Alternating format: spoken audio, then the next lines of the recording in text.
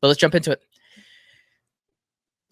United signed 2 players, and it looks like they're going to do more business. But so far, we have these 2, plus Diego Leon, but he was signed in the winter, so I don't really count him.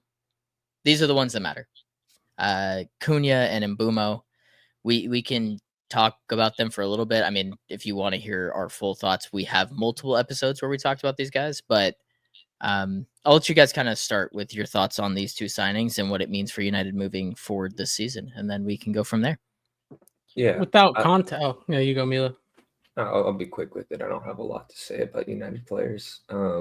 But no, I do like both of these players. I think they're hard workers and they have something to prove in this league. They've both kind of been the big fish in the smaller ponds.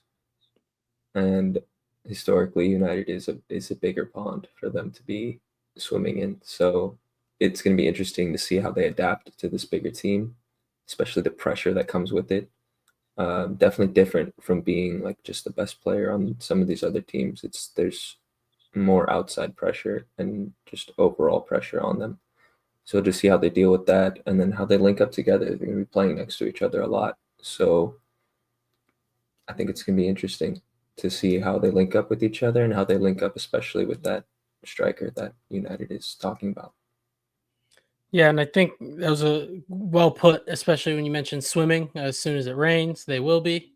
Any home fixtures, of course. But I think out of context, these are 2 very high quality Premier League players. To your point, Mila, they have something to prove coming in to this team.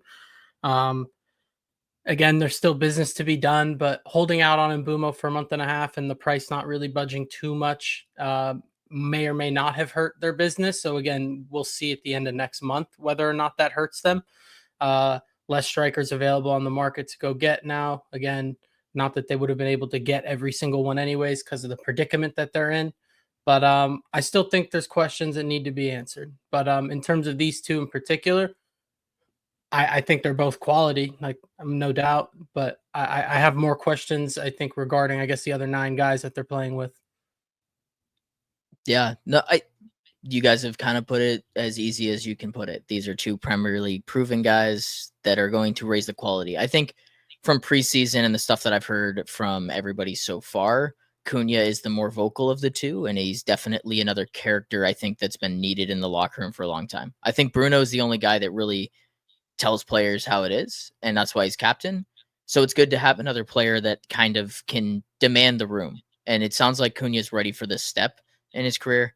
And Mbeumo is just, he's a show on the pitch type of leader. So I'm excited to see what he looks like. Obviously, we have to wait until the last preseason game. I just got the lineup in the squad. Cunha's not playing tonight. So it sounds like Amorim is waiting to play them together in the last game for 60. So we'll see what that looks like, and we'll run through kind of what their best 11 looks like a little later. But I'm excited, to say the least. I mean, I feel confident in these 2 signings, and to Grant's point, like, they took a month to get the guy that they wanted. I think that it got held up to a certain extent because they didn't know like he was available. And I still kind of believe that. I don't know if anyone did. Mbeumo? I don't think he was just like a known commodity. I think there were people that were like, "Oh, maybe we'll go get him," but I don't think he was tweet like. Came out like June 2nd, I believe. Ornstein's like, Mbeumo makes it very clear he wants to go to Man United. No other teams are involved. Like, he will only go to Man United. So that's where I started my clock, if you will.